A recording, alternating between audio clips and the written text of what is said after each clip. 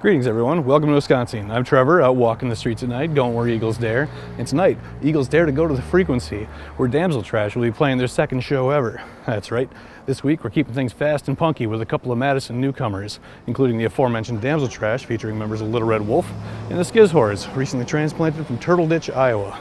Hey, wouldn't you know it, we've arrived at our destination.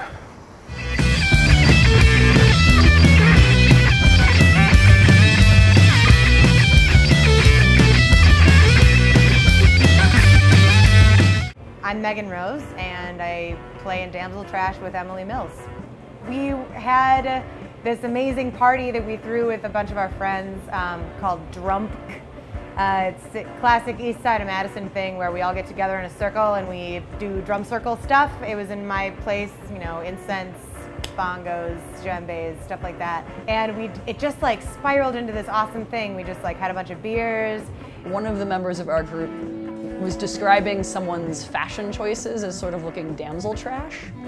And we liked the name a lot, and we're like, oh shit, that's fantastic, we should name a band that, and it should be a crazy, thrashy, and like sort of over the course of the evening, as we talked about different stories, like ridiculous shit that had happened to us, we sort of decided that, hey, we should turn these into some songs. So we got a bunch of titles for songs, and then we got the title for the band, and Megan and I were like, heck, let's do it. We're the kind of people that get a lot of shit done, so we actually did it.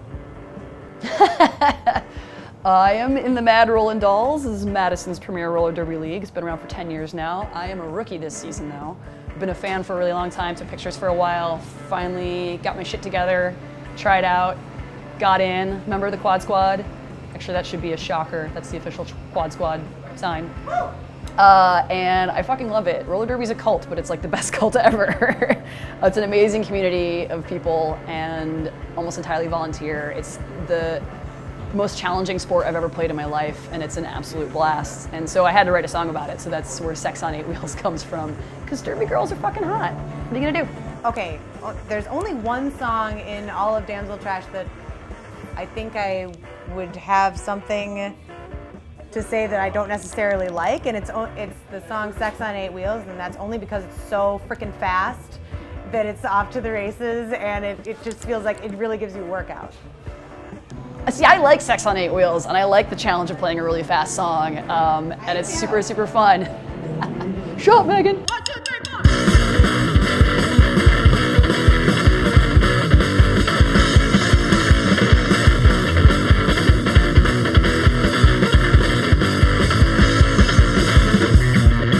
It's a Velcro burns on your thighs, the way you never fucking cry. It's broken bones that you said. That way that gets me wet. I wanna put you on a wheel. I wanna know just how that feels. I wanna put you on a wheel. It'll be cheap to stop around. This ain't shake bruises that hit me on the track. I like it when you sweat.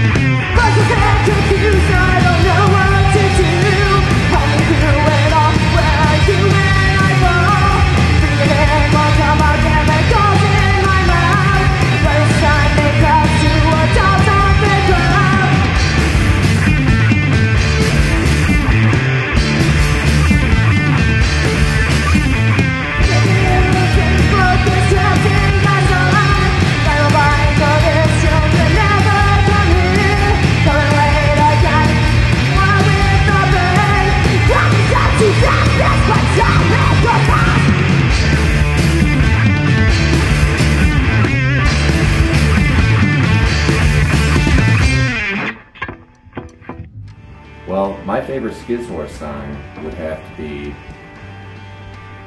Growing Pains, because I get to do a bass solo. And how often do you get to say that? Well, the thing about Growing Pains is it all goes back to Turtle Ditch. And there's this godforsaken dentist. Ashley! I am Q, and I am the front woman in Skizzwhores. I play guitar and I sing. Skizzwhores. We had an old drummer before Dave, my old high school buddy Matt Spewak, and we were chatting one day because we used to be called the Half-Ass Shits, and we were on WORT, so we were the half beep beeps on WORT because we had to censor it. So one day he was asking me some questions about lesbians, scissoring to be exact. And I just played with the word, and I came up with Skizzwhores, and then we looked it up on Urban Dictionary. My favorite definition of Skiz is a good lover in bed. I was 16 when I started the full band, two-piece with Matt. He's no longer in the band, obviously, but we were just two-piece. And then we met Dave at a basement show. I was playing just as the Half-Ass Shits. We started jamming more. We just didn't have agreements musically, me and Matt. I mean, we're still good friends and stuff like that. So for Halloween, we went through basically like drummers and bassists. Long story short, for the Maximum Inc. Halloween show at the Frequency that they threw every year, we did a Joy Division and Bikini Kill tribute, and that's when Evan jumped on bass and saved the day because our old drummer for that just disappeared because he had to move somewhere else. So lucky us, that worked out, and we asked Evan to join Skizzwhores, and it was awesome after that. My favorite Skizzwhores song, it's actually a tough one. The Heroin Gun is probably my most, it's from the heart. It goes like through what I've gone, it's about what I've gone through with addiction and stuff like that. And I've been clean for over a year off heroin, and it just makes me feel proud to play that song live every time. So it's the most personal one. And it does have some kick-ass solos and different parts for all the instruments in it. Heroin Gun!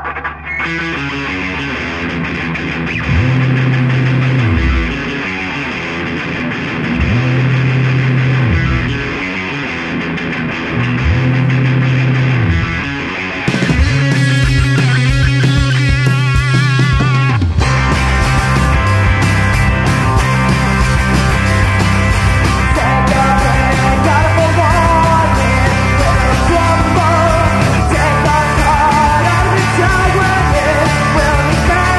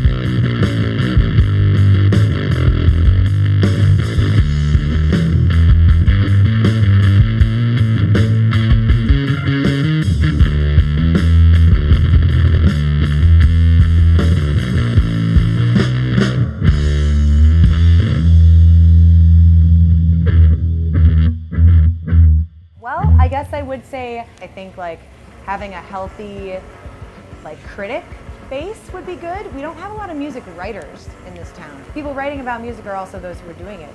It's a separate art in a way, writing about music. You know, people coming out to shows, almost like in theater. I know there's usually somebody from some of the local newspapers that come and see a theater show and they do a review.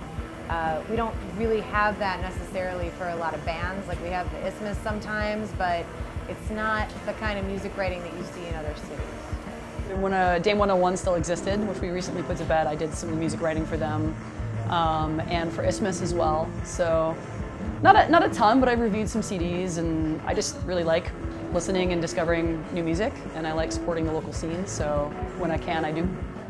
Being in bands and then also producing shows, putting on shows and stuff, gives you kind of like a full spectrum picture of what all is involved and kind of what the scene looks like at any given time. And I've seen it change. I've been in Madison for 13 years, and I've definitely seen kind of the overall theme of the scene change over that time.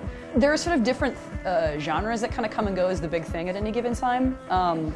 For instance, for a long time we had Reverence Fest, which brought in a lot of like industrial and electronic acts. A lot of them were local, and we still have a lot of those bands in Madison, but I feel like that sort of crested a couple of years ago in terms of its visibility and how many there were in Madison. And then what seems to happen on a regular basis is we get this sort of critical mass, and then a bunch of the bigger acts move to other cities. Same thing happened with hip hop. Like we lost El Guante to, well, not Guante, to Minneapolis, and a couple other big acts that realized they could, you know, do better and were more appreciated in these other cities. The one thing I wish that Madison were better at is people who don't do music themselves would come out and see a show, or people that, you know, aren't in some sort of creative performing capacity would come out and see some shows. I love the Hussy. They were actually one of the original inspirations kind of to tackle a duo, just to have two people on stage and still feel like you could fill the space with sound. The Hussy are incredible, and they put on these insanely energetic live shows, and they're super, super fun. Our friends Venus and Furs are my other kind of inspiration for this act. It's an all-girl sort of surf rock, surf punk band. It's so funny because like a lot of these bands are my friends now too, so I feel weird saying it, but I really do like their music. So Caustic, who I sometimes play drums for, is like fantastic, just like gross, thrashy, industrial, as he calls it, jizzcore, which fuck yeah. And Anna Vogelzang, I think she's like one of the most underrated musicians in Wisconsin right now. I think people outside of the state do know and love her, but I feel like she deserves a lot more recognition and accolades than she gets. She's a brilliant singer-songwriter. So we have a song called More Drunk, Less Pregnant, which I think is like a moneymaker. It's so ridiculous, and it's the one that Meg and I actually sat down and wrote the lyrics together over Jamaican food, actually, one night. And I think the title actually came from that original drunk drum session with our friends. More drunk, less pregnant! More drunk, less pregnant! More drunk, less pregnant! More drunk, less pregnant!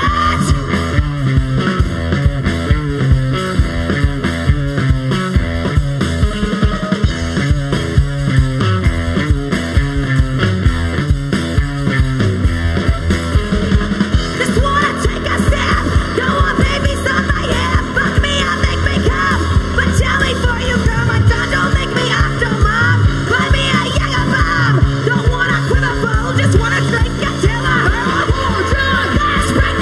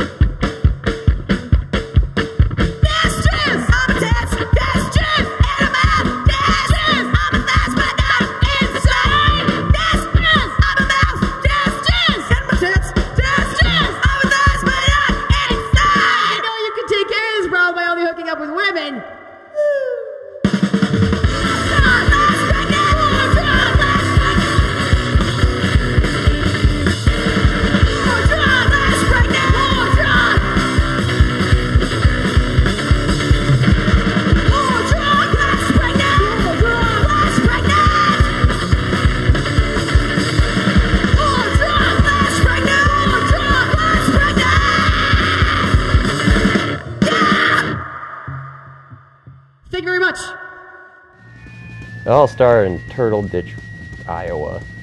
It's a horrible place run by an evil mayor named Chesney Trickler. We were actually run out of there and now we're reformed in Madison. Turtle Ditch, it's the home place where the fabled race between the Taurus and the hare happened. When you're entering Turtle Ditch, it actually says slow and steady wins the race under the welcome sign. Chesney Trickler was elected mayor in there, and then things started to really go downhill.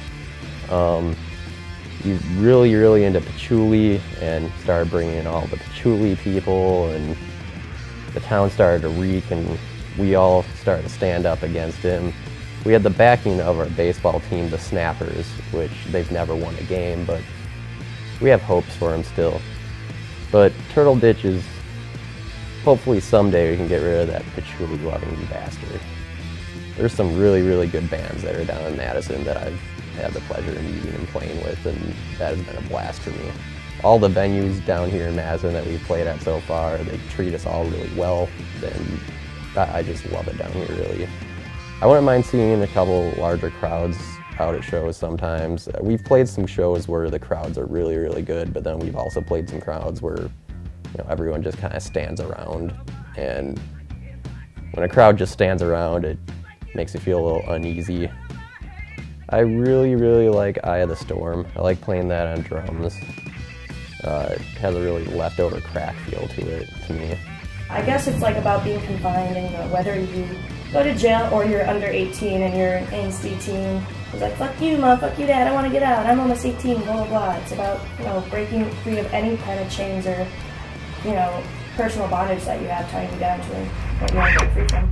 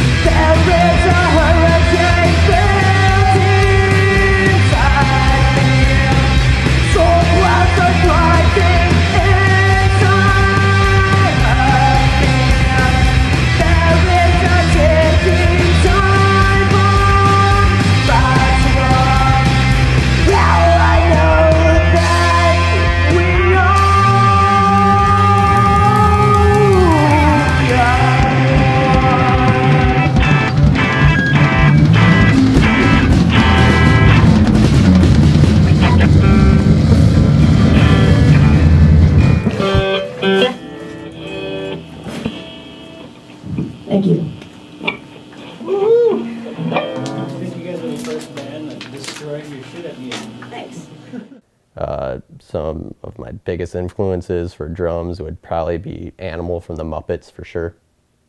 Animal from the Muppets was actually a big influence. Sorry.